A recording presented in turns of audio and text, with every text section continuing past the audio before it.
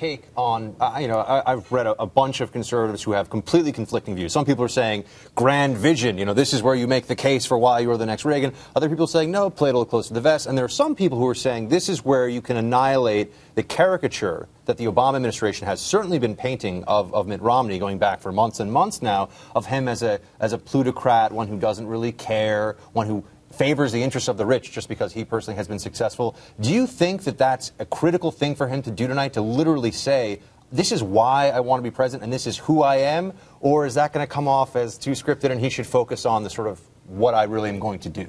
I think both, but don't think that just convincing people that you're a good guy and that you're a compassionate person that cares about your fellow human being, that's still not enough, because you're hiring the CEO.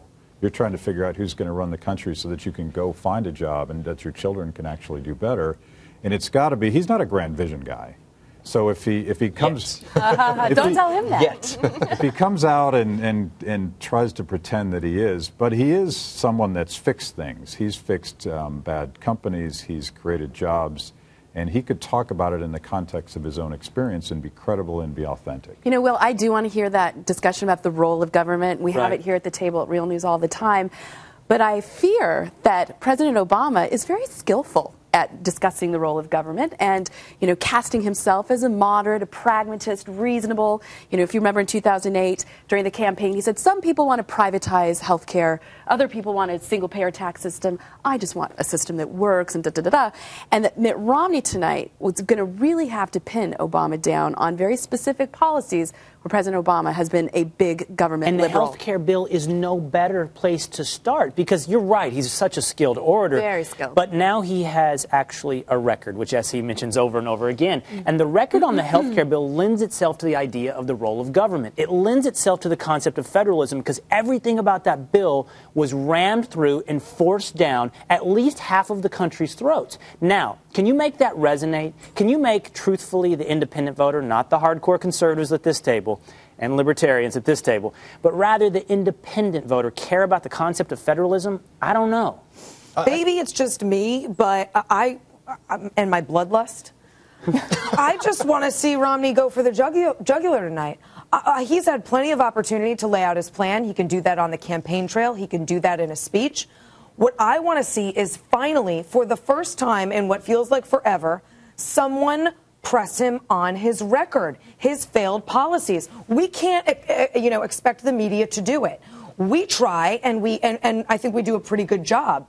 But I need Mitt Romney to face-to-face, because I don't get face-to-face meetings with President Obama, face-to-face, ask him to defend his record. No one's willing to do it. If that's what this debate has to be tonight, I'm fine with that. And Romney has to explain why those policies, like massive stimulus spending, why those don't work. It sounds so good. We'll just spend all this money on a road and we'll put all these people to work.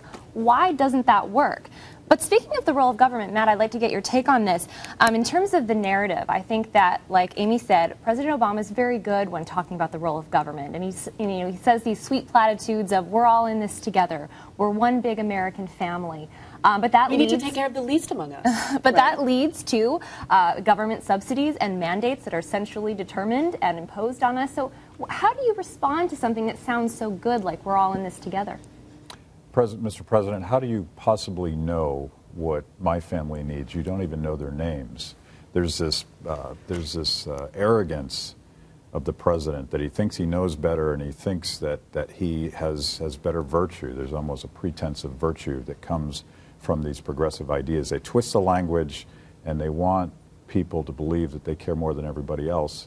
Real Americans know that that's not true. You can't possibly. That's pretty good, Matt. That's pretty good. How do you know what they want? You don't even know their names. Of course, there's a degree of jujitsu in all this. To continue with the martial metaphors, the punching, the haymakers, there is some jujitsu here, because you have to actually take what's given to you. And I think that we touched on this a little bit in the conversation, didn't really hit on it that hard yet, which is that Obama loves the straw man. I've said before, he's a pyromaniac in a field of straw men. He loves to say some people want to privatize, some people want single. Well, that's what I mean. Nobody wants either. Some people want grandparents to all die die. Other people want them to live nice, happy lives. I mean, but I think when he tries that tonight, because he will, there will be points at which he will just try to say things that are flatly untrue and that no one's even saying. I think that's where maybe SC's bloodlust issue comes up. I think that's where Romney might have the opportunity to be like, one, that makes no sense. Two, no one ever said that. And three, I have a real plan. Here it is. Unlike you, when you have this record that's really bad. But Matt Kibbe,